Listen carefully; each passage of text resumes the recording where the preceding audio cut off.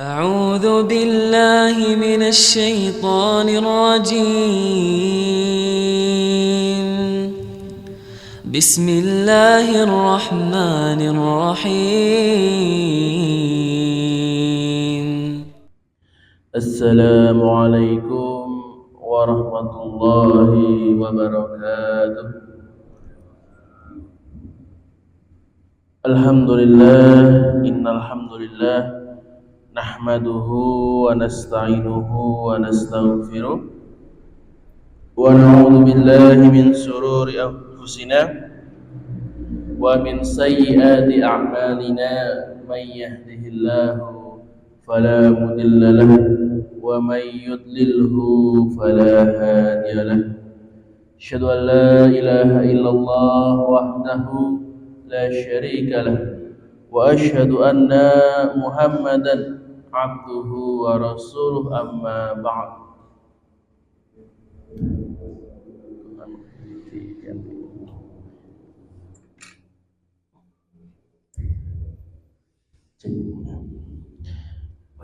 Alhamdulillah, innal hamdulillah, wa segala puji mari kita panjatkan kehadirat Allah Subhanahu wa taala yang dengan nikmat dan rahmatnya pada pagi hari ini kita masih diperkenankan untuk menjalankan sholat subuh berjamaah tanpa suatu halangan apapun. Salawat dan salam selalu kita aturkan kepada junjungan kita, uswah hasanah kita, Nabi Muhammad sallallahu alaihi wasallam, kepada seluruh keluarganya, para sahabatnya, para tabi'in, para tabi'ut tabi'in, dan semoga kita semua selalu menjadi bagian dari pengikut beliau sampai hari kiamat kelak. Jamaah rahimani wa rahimakumullah,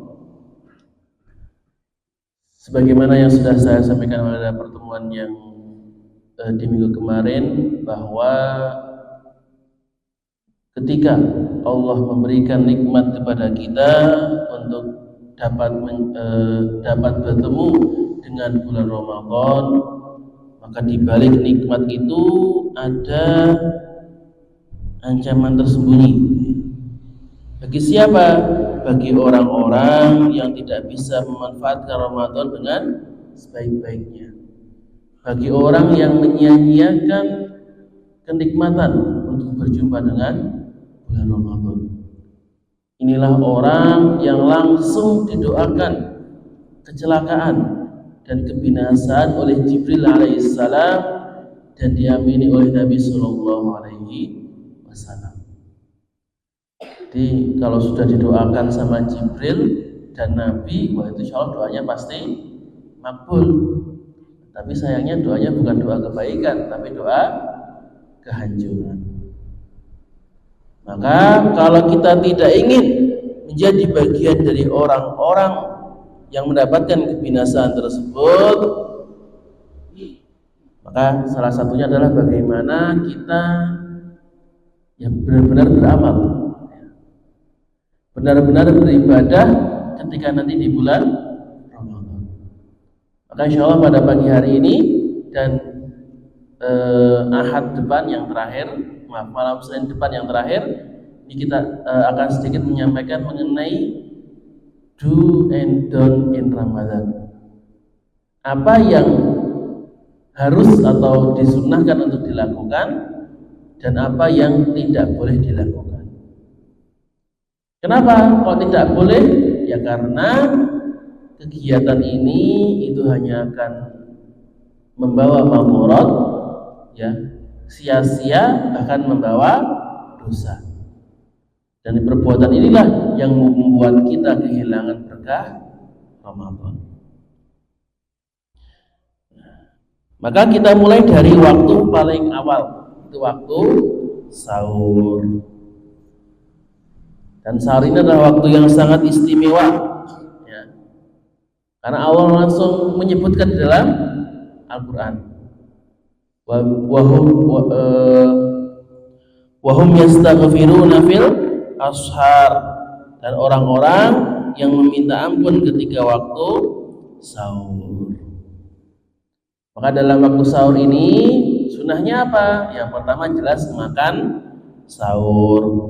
Rasulullah SAW bersabda, bersahur itu adalah suatu keberkahan. Maka janganlah kalian meninggalkannya walaupun hanya dengan seteguk air, karena Allah dan para malaikat bersolawat kepada orang-orang yang melakukan sahur. Hadis riwayat Ahmad. Jadi makan sahur itu bukan hanya untuk menyiapkan fisik kita supaya kita tidak lemes, supaya kita tidak kelaparan ketika puasa, tapi dengan sahur ini juga Allah memberikan keberkahan dan rahmatnya kepada kita.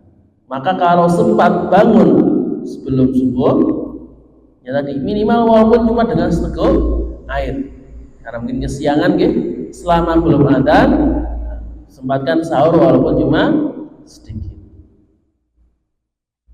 Kemudian setelah sahur, jika masih ada waktu sebelum antara sahur dan subuh, maka kita isi dengan istighfar, dengan zikir, membaca Al-Quran. Nah, itu dunya. Donnya apa? Tidak bolehnya apa? Nah, ini yang masih banyak dilakukan oleh orang-orang, yaitu mengisinya dengan nonton TV, sinetron, lawak. Ya dulu kan ada yuk kita sahur, kelingan betul Pak. Acara pas sahur, ning acara ini apa? Goyang-goyang, joget-joget. Nah, kita disuruh apa? Sama Allah disuruh mengisi dengan istighfar, bukan malah mengisi dengan tadi goyang-goyang, joget-joget dan yang lain-lainnya. Nek bagi bapak-bapak, ibu-ibu, ya monggo, kalau yang agar aman dari yang seperti ini, maka usahakan ketika sahur itu jangan menyalakan TV. TV dimatikan. Ya. Nek mas sahur kok TV nyala, maksiat mohon.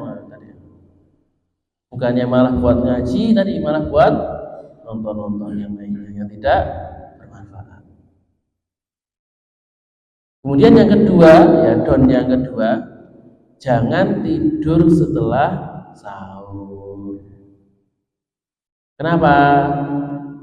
Ya khawatirnya kalau kita setelah sahur kok tidur, malah bablas subuh, nanti gak dapat jamaah subuh. Nah, ini kan bahaya.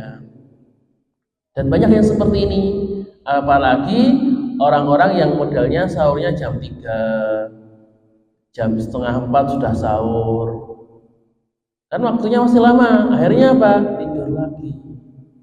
Nah, tidur lagi karena tidurnya mepet subuh, bablas bangun-bangun sudah jam 6. Akhirnya kelewatan sholat subuh.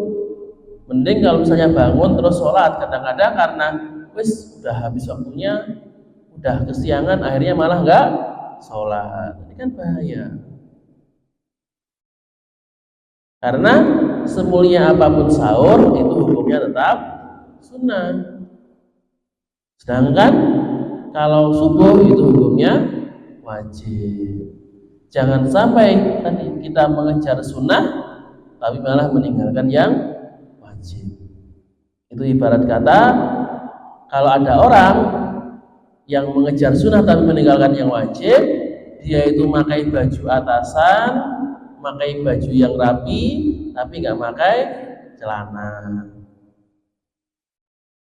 Yang seperti kan orang yang maaf tidak berakal. Kemudian yang kedua, jelas ya, setelah sahur kita lanjutkan dengan sholat subuh berjamaah. Jangan sampai tertinggal. Apalagi di bulan Ramadan ya, target paling utama di bulan Ramadan yang tidak boleh ditinggalkan adalah sholat 5 waktu. Itu harus dijaga. Kalau bisa dengan berjamaah. Itu yang benar-benar tidak boleh ditinggalkan. Jangan sampai kita menjadi orang yang berpuasa tapi malah meninggalkan sholat.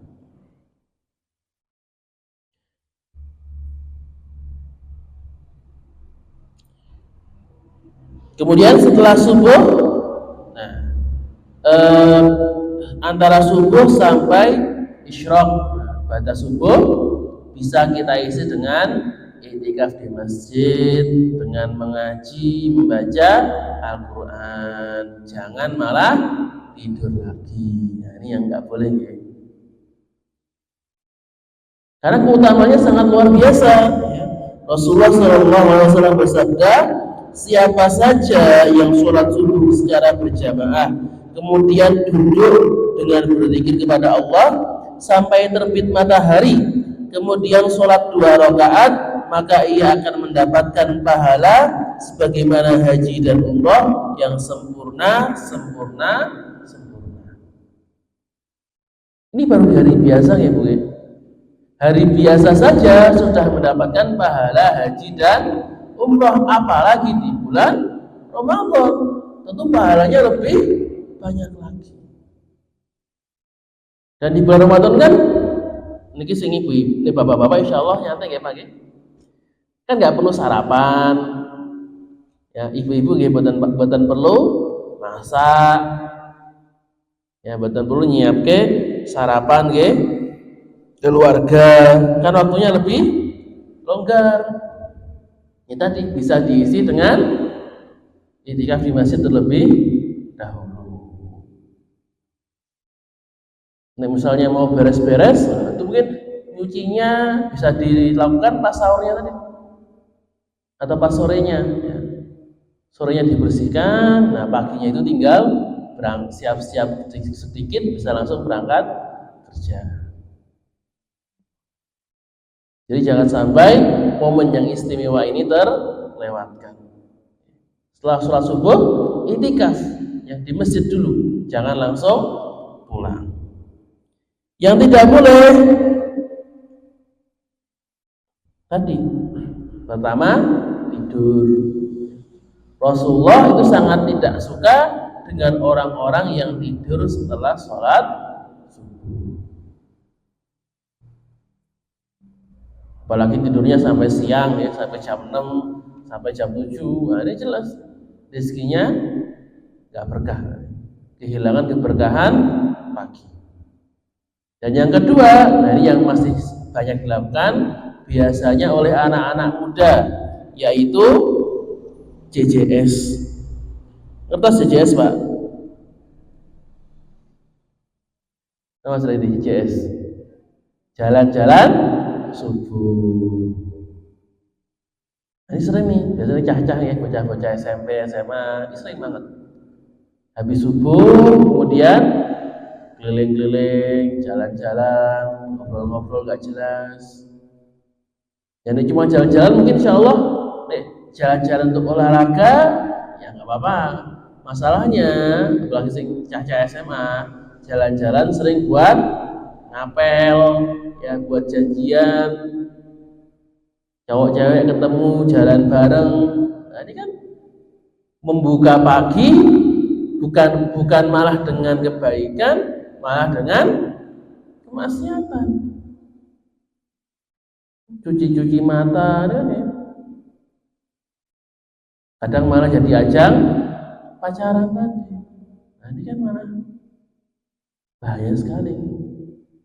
Di awal waktu Ramadan ya harusnya dimulai dengan bismillah, dengan ibadah, malah dimulai dengan naudzubillah.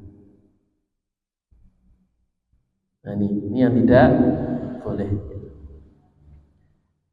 Kemudian amalan yang selanjutnya yang sangat istimewa di bulan Ramadan adalah membaca Al-Quran. Karena Ramadan ini adalah syahrul Quran ya, bulan diturunnya Al-Quran. Dan ini dicontohkan langsung oleh Rasulullah, bahwa diriwayatkan dari Abu Hurairah, dahulu Jibril mendatangi dan mengajarkan Al-Quran kepada Nabi SAW setahun sekali pada bulan Ramadan. Bahkan Jibril itu bersama-sama ya, mengajarkan kepada Rasulullah setiap bulan Ramadan untuk menghatamkan Al-Quran. Jadi dibaca dari awal, diberikan urutan-urutannya, kemudian disimak oleh Jibril. Maka di sini bagaimana Rasulullah mencontohkan kepada kita ketika bulan Ramadan ya diperintahkan untuk berbanyak baca Al-Quran. Dan ini juga yang diajarkan oleh para ulama salaf, bahwa ketika bulan Ramadan mereka itu membaca Al-Quran itu berkali-kali lipat dibandingkan dengan hari-hari biasa. Maka kembali mengulang yang saya sampaikan di minggu kemarin, bagaimana kita harus memasang target. Berapa kali kita ingin khatam pada bulan Ramadan nanti, mau 2 kali atau 3 kali atau 5 kali, dan kita pasang target harian ya, sehari harus baca berapa halaman minimal. Berarti kalau minimalnya 1 juz berarti ya minimal 20 halaman. Yang bisa 5 juz ya berarti 100 halaman atau 200 halaman. Nanti bisa dibagi-bagi setiap sholat, misalnya habis sholat, setelah sholat 5 halaman. Kemudian kita juga bisa mengisi waktu senggang kita dengan baca Al-Quran ketika nunggu antrian, misalnya sambil jalan sambil naik bis, sambil jualan di pasar, sambil nunggu pelanggan, sambil baca Quran. Yang jaga toko kalau masih sepi, nah dibuat baca Al-Quran. Yang lagi macul, misalnya ke kebun, nah ketika istirahatnya bisa diisi dengan baca Al-Quran. Lagi goncengan motor, nah yang di belakang sambil jalan bisa sambil baca Al-Quran. Kita manfaatkan waktu sebaik-baiknya. Setiap waktu senggang kita, ya kalau tidak diisi dengan berzikir, ya dengan membaca kalimat-kalimat thayyibah, bisa diisi dengan baca Al-Quran. Apalagi sekarang penggunaan HP gitu. Nah, maka HP-nya ini jangan cuma dibuka WA-nya saja ya. Jangan cuma buka TikTok, jangan cuma buka Instagram. Kadang-kadang orang itu kebanyakan ingat dengan WhatsApp tapi lupa dengan wahyu Allah. Jadi scrollingnya itu scrolling WA terus, tapi lupa scrolling Al-Quran. Maka dimanfaatkan di HP-nya. Insya Allah semua dari kita sudah menginstal aplikasi Al-Quran, gitu. Maka jangan cuma diinstal saja, sudah diinstal, dimanfaatkan. Bagi yang nggak bisa bawa Al-Quran kemana-mana, nah itu kan bisa dipergunakan. Jadi teknologi itu kita manfaatkan untuk kebaikan, janganlah dimanfaatkan untuk hal-hal yang sia-sia dan keburukan. Jamaah rahimani wa rahimakumullah, itu mungkin cukup sekian yang bisa saya sampaikan pada pagi hari ini. Insya Allah pada pertemuan yang terakhir nanti sebelum Ramadan, ya hari Senin depan, nah, kita akan melanjutkan pembahasan ini. Masih tentang apa yang dilakukan dan yang tidak boleh dilakukan. Nanti kita bahas mengenai amalan ketika berbuka antara maghrib dan isya, kemudian tentang tarawihnya. Aku qouli hada, jika ada salah kata maka datangnya dari diri saya sendiri dan saya mohon maaf sebesar-besarnya, dan jika ada kebenaran maka datangnya dari Allah Subhanahu wa taala, dan semoga kebenaran ini bisa kita terapkan dalam kehidupan kita sehari-hari. Bila taufiq hidayah wa ridha wal inayah, nun wal qalbi ma yastun wastabiqul khairat. Subhana rabbika rabbil izzati amma yasifun wa salamun alal mursalin walhamdulillahi rabbil alamin. Tsumma assalamu alaikum warahmatullahi wabarakatuh.